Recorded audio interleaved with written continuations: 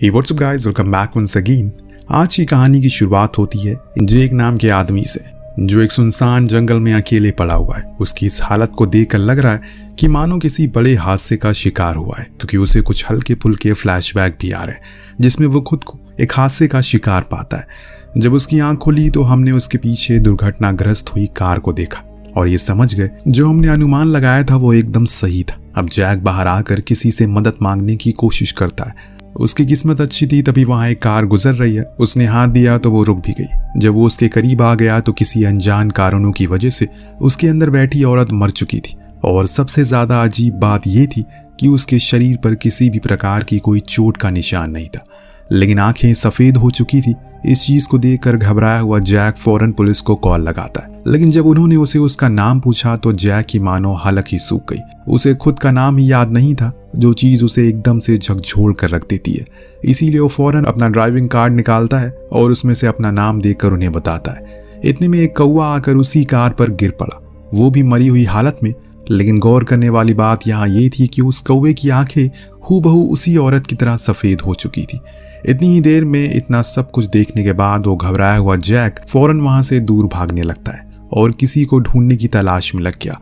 तभी उसे कुछ दूरी पर कैफे दिखा जो एक उम्मीद की लौ की तरह था। लेकिन दोस्तों, इस बार तो हद ही हो जाती है। कैफे में जितने भी लोग थे सब के सब मर चुके थे और उन सभी की आंखें सफेद पड़ी थी। इतना सब देखने के बाद वो फौरन बाहर आया। जैक को लगा कि शायद कोई वायरस फैल चुका है, इसीलिए वो तुरंत ही अपना मुंह ढककर घर की ओर आ जाता है। जब वो घर में घुसा तो उसे पता चला कि वो अकेले ही यहाँ पर रहता है, इसीलिए उसने उसी समय तुरंत ही सारी खिड़की दरवाजों को बंद कर दिया। टीवी पर देखने पर पता चला ये किसी अजीब सी वायरस की वजह से हो रहा है। जो कहां से आया, इसका स्रोत क्या है, ये अभी तक कोई पता नहीं लगा सका। इतने में उसे अपने घर के बाहर एक किसान दिख जो अपने खेत को जोत रहा है। तब जैक फौरन उसे इशारा करता है कि बाहर मत रहो, ये उसके लिए सेफ नहीं है। लेकिन वो इंसान उसकी बात समझ नहीं पाता, इसीलिए वो उसके करीब आने लगता है। लेकिन तभी अचानक वो आदमी गिर पड़ा और मर गया। ये देखकर जैक का खून ठंडा पड़ गया।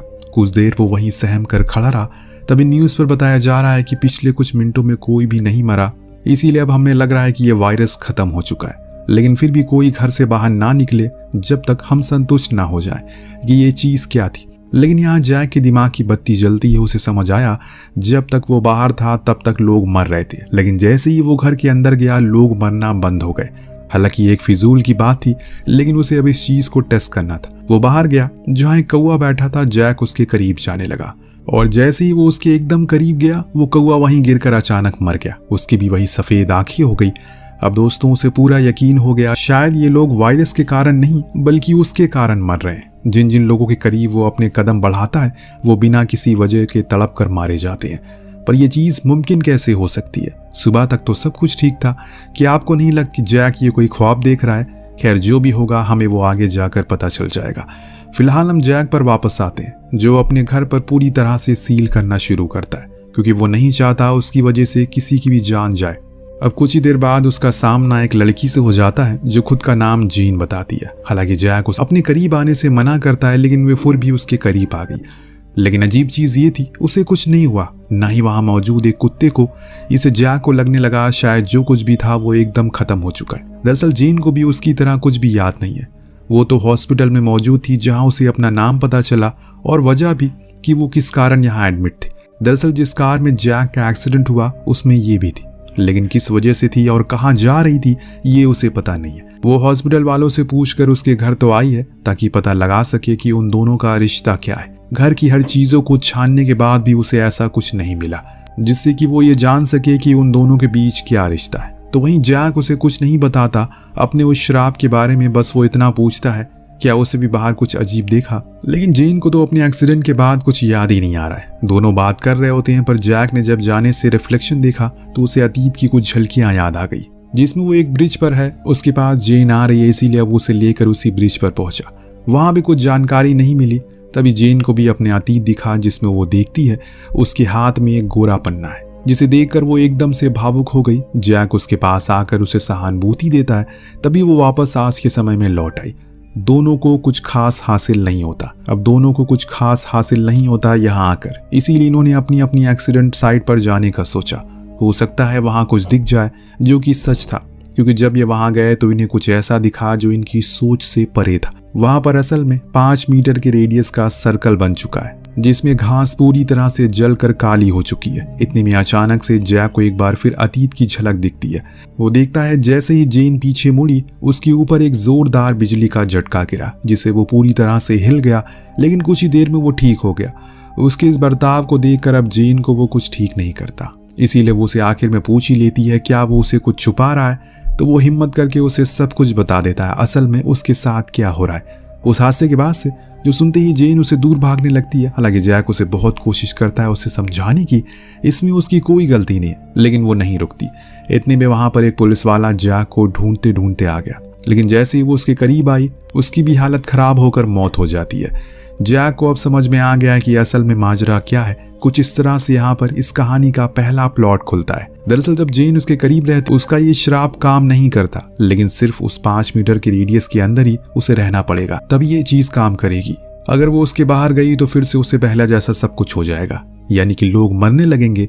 और ये चीज वो जेन को वापस बुलाकर समझाता भी है, एक बकरी को दिखाते हुए। जैसे ही वो दोनों पास रहते हैं वो बकरी ठीक रहती है, लेकिन जैसे ही वो उससे दूर जाते हैं वो मर जाती है। ये देखकर जेन के होश उड़ जाते हैं, पर ये क्यों हो रहा है और इनका अस्तित्व क्या है ये इन्हें खुद भी नहीं पता। लेकिन जैक को लगता है कि शायद उस बिजली के गिरने के कारण ये सब कुछ हो रहा है। तो वो उसे कहता है हमें बॉडी स्कैन करवाना चाहिए अपना अपना, हो सकता है कि उसे कुछ पता चल सके। इसीलिए वो दोनों हॉस्पिटल की तरफ रुख करते हैं। यहाँ वो डॉक्टर को कुछ नहीं बताता क्योंकि जाहिर सी बात है वो उसकी किसी भी बात पर यकीन नहीं करेंगे। इस दौरान दोनों ही पूरी कोशिश करते हैं कि हमेशा साथ रहें ताकि किसी और की जान ना जाए। अब स्कैन होने के बाद कुछ जानकारी नहीं मिलती, लेकिन तभी उन्हें न्यूज़ पर पता चला पुलिस अब जैक को ढूंढ रही है, क्योंकि जो आखिरी पुलिस ऑफिसर उसे देखने के लिए गई थी उसकी मौत हो चुकी है। उसी समय वो अपने घर पर बात कर रही होती है फोन पर। उसने आखिरी बार जैक को पुकारा था, जिसका मतलब ये है उस पे ही उनका पूरा शक है। और ये देखने के बाद दोनों अब भागना शुरू करते हैं, क्योंकि अगर पुलिस ने जैक को पकड़ लिया तो वो अलग हो जाएंगे और फिर दोबारा से बेगुनाह लोग मारे जाने लगेंगे, जो कि वो नहीं चाहते। लेकिन भागने के दौरान जैक लिफ्ट में ही रह जाता है और जेन बाहर रह जाती है।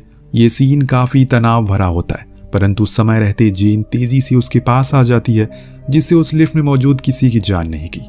उस रात ये कार से भागकर एक प्राइवेट प्रॉपर्टी पर आ जाते हैं, जहां जैक को एक फ्लैशबैक आया जिसमें उसने देखा कि वो दोनों एक साथ ही कहीं जा रहे हैं। तभी उनके सामने एक जोर का बिजली कड़की, जिसके कारण उनका एक्सीडेंट हो गया। यानी कि ये कोई दूसरी कार के कारण नहीं हुआ, बल्कि उस बिजली के कारण ही हुआ। सुबह जब हुई तो पुलिस रेडियो पर ऐलान करती है कि जो औरत जैक के साथ है उसका नाम रोज है। वो सैम के नाम के आदमी से मैरिड है, पर कई महीने से उसका कोई अता पता नहीं है, जिस चक्कर में सैम हर दिन उसकी रिपोर्ट लिखवाने के लिए स्टेशन आता है। ये जानकारी इनके लिए बहुत बड़ी चीज थी, क्योंकि शायद सैम ही वही शख्स है जो इनके हर सवालों का जवाब दे सकता है। इन्हें बता सकता है कि उस दिन ये दोनों क्यों साथ थे, और ये भी कि आखिर जेन का वजूद क्या है। सबसे अहम चीज कि वो मिसिंग क्यों थी। तो अब ये लोग जैसे तैसे करके सैम को ढूंढ लेते हैं। जब वो इनकी बातों को सुनता है तो जरा भी यकीन नहीं करता। जैक एक कबूतर को मारकर उसे यकीन दिलवाता है, तो कुछ भी उसके सामने हुआ वो एकदम सच है और उसे इस सच का सामना करना पड़ेगा। वो उन्हें अपने घर लेकर जाता है। जितना कुछ भी उसे पता है उसे सब कुछ बताने की कोशिश करता है। दरअसल 1 साल पहले जेन की जुड़वा बहन टीना की मौत हो गई और तब से ही उसके सदमे में वो बहक गई, इधर उधर बिना किसी वजह के भटकने लगी। और एक रात ऐसे ही वो बाहर निकल गई ताकि खुद को मार सके, जिसके लिए उसने उसी ब्रिज का इस्तेमाल करने का सोचा। उस समय उसके हाथ में जो कोरा कागज था उस पर असल में उसकी बहन की मिसिंग फोटो थी। अब वो ब्रिज से कूद पाती कि तभी वहां लेम आ गया जो उसे बचाने के लिए। यानी कि वो दोनों की मुलाकात के कारण जेन का खुदकुशी करना था। उसके बाद वो उसे अपनी प्राइवेट प्रॉपर्टी पर लेकर जाता है, जहां उसे थोड़ी पीस मिल सके। लेकिन बीच में उनका बिजली गिरने का कारण एक्सीडेंट हो जाता है। तो कुछ इस तरह से ये किस्सा था। लेकिन अभी एक सवाल खड़ा और है कि ये जो कुछ भी जैक के साथ हो रहा है उसकी क्या वजह है। खैर अभी तो ये रुकने का फैसला करते हैं जब तक कोई ऐसा आदमी ना मिले जो उनकी बात को समझ सके, बाकियों को भी समझा सके। इस दौरान वो दोनों काफी करीब आ गए, जो देख सैम को कुछ अच्छा नहीं लगता। इसीलिए जेन खुद को ही वहां से उठकर चली गई। तभी जेन को वहां एक लेक का पोस्टर दिखा, जिसे देखकर उसे वही प्रॉपर्टी याद आ गई जहां उसे लेकर जाने वाला था।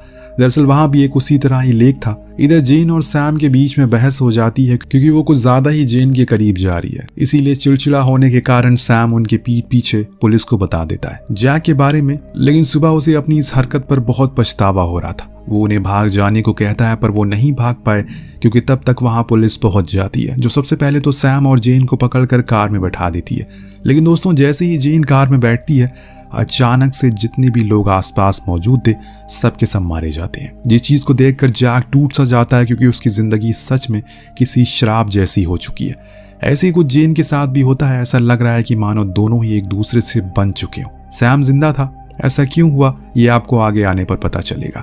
फिलहाल अभी ये लोग जैक की उसी प्राइवेट प्रॉपर्टी की तरफ जाने लगते हैं जहां शायद उनके सवालों का जवाब मिल सके। बीच में जब ये लोग इस स्टोर पर रुके तो इन्हें न्यूज में उसी बिजली के बारे में जानने को मिला, जिसमें नासा के लोग बता रहे हैं कि वो बिजली दशकों में एक बार गिरती है और वो कुछ अलग रहस्यमयी होती है, जिसके बारे में अभी तक हम पता नहीं लगा पाए। दोनों अब उस प्रॉपर्टी पर पहुंच जाते हैं जहां जैक ताजी हवा लेने के लिए लेक के पास जाता है। तो जेन अंदर ही रहकर जैक को वो डायरी पढ़ना शुरू करती है जो वो हर दिन लिखता था, जो पढ़ते समय उसे एक आखिरी अतीत दिखता है जिससे इस कहानी का पूरा कच्चा चिट्ठा खुल जाता है। दरअसल दोस्तों, उस डायरी में कुछ मिसिंग गर्ल की फोटोज थी, उनके बारे में कुछ भी लिखा था, जिसमें से एक टीना की भी तस्वीर थी, यानी कि जैक एक सीरियल किलर है। जी हाँ, ये सच है। उसका अगला शिकार कोई और नहीं बल्कि खुद जेन ही थी और उस रात वो उसका पीछा करते हुए इस ब्रिज पर आ गया ताकि उसे खुदकुशी करने से बचा सके और खुद अपने हाथों से मार सके, क्योंकि ऐसा करने में उसे खुशी मिलती है। ये उसके लिए कोई पहली बार नहीं था। तो अब जब वो उसके लेकर कार में बैठा तो वो उसकी खोई बहन के लिए उसे सहानुभूति देता है। लेकिन तभी जेन के मन में बात आई, उसने अभी तक उसे ये बताया नहीं है कि उसकी बहन खो गई है, तो फिर उसे ये बात कैसे पता चली। अब वो इस चीज को लेकर परेशान हो जाती है और वो हलचल करना शुरू करती है। इसी चक्कर में उनकी कार एक पेड़ से टकरा गई और पलट गई। दोनों को कोई खास चोट नहीं आई, इसीलिए वो कार से बाहर आ गए। लेकिन जब जैक उसके करीब आने की कोशिश करता है, उसी समय वो रहस्यमय बिजली उन पर गिर जाती है। इतना सब कुछ जानने के बाद अब जेन को अपनी बहन के बदले की आग जल गई, इसीलिए वो बंदूक लेकर बाहर गई और जैक को बंदूक की नोक पर ले लिया। वो अभी अपनी मौत को स्वीकार कर लेता है क्योंकि उसे अब इस जिंदगी को नहीं जीना। हालांकि उसे पहले न जाने कितनी ऐसी लड़कियों को मौत के घाट उतार दिया होगा, लेकिन जब उसने खुद को इस दर्द को महसूस किया तो उसे अब खुद ही जीने का मन नहीं कह रहा है। परंतु जेन उसे मार ही नहीं पाती क्योंकि उसके अंदर उसके लिए एक एहसास हो गया था, इसीलिए वो उसे ले जाकर पुलिस के हवाले करने का फैसला करती है। लेकिन दोस्तों, तभी वहां पर गांव वाले आकर उन्हें बंदी बना लेते हैं। उन्हें लगता है कि ये कोई आतंकवादी है, इसीलिए वो लोग उन्हें पकड़ लेते हैं। परंतु जैक नहीं चाहता कि अब उसकी वजह से जेन भी मारी जाए या उसे कोई दिक्कत हो, इसीलिए वो उसे दूर भाग जाता है, जिससे दो गांव वाले उसके पीछे भागते हैं। लेकिन कुछ ही दूर जाने पर वो वहीं गिरकर मर गए। ये देखकर वो तीसरा तो दंग रह गया कि ये कैसे हो गया।